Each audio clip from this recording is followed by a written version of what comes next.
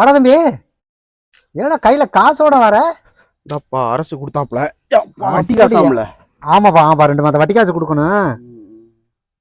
Late பண்ணிட்டான். ஏதோ செலவு காசு இல்லைன்னு நினைச்சாப்பா. ஏய் வாடா. ஒரு எமர்ஜென்சிடா, ஒரு 1000 ரூபா காசு இருந்தா கொடுறா. என்கிட்ட சுத்தமா காசு இல்லடா. நான் ஏமாத்த மாட்டேன்டா, 2 டேஸ்ல தந்துருவேன்டா. ஏய் சத்தியமா என்கிட்ட காசு இல்ல. அண்ணே உங்ககிட்ட இருக்கா? ஏய், என்னகிட்ட என்கிட்ட காசு இருக்க போகுது? 2 டேஸ்ல தந்துடுறேன். நானே சரக்கு காசு இல்லாம 2 நாளா தத்த வச்சுக்கிட்டு இருக்கேன். உங்ககிட்ட இல்லையா?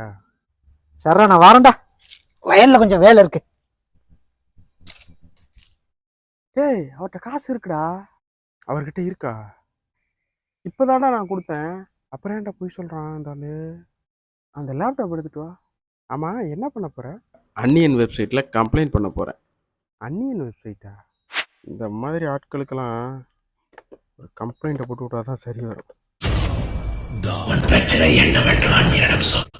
எந்த விதியையும் கடைபிடிக்க மறுக்கிறார்கள். உதாரணம், கையில் போதுமான அளவு பணத்தை வைத்துக்கொண்டு உதவி கேட்பவரிடம் இல்லை என்று அலக்களிப்பது.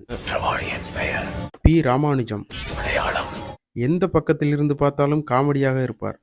அன்னையன் வெப்சைட்டில் கம்ப்ளைண்ட் பண்ணியாச்சு. அந்த ஆளு கண்டிப்பாக கும்பி பாகம் தான் தண்டனை கிடைக்கும். கவலைப்படாதே, அனைவரும் கருட புராணத்தின்படி தண்டிக்கப்படுவார்கள்.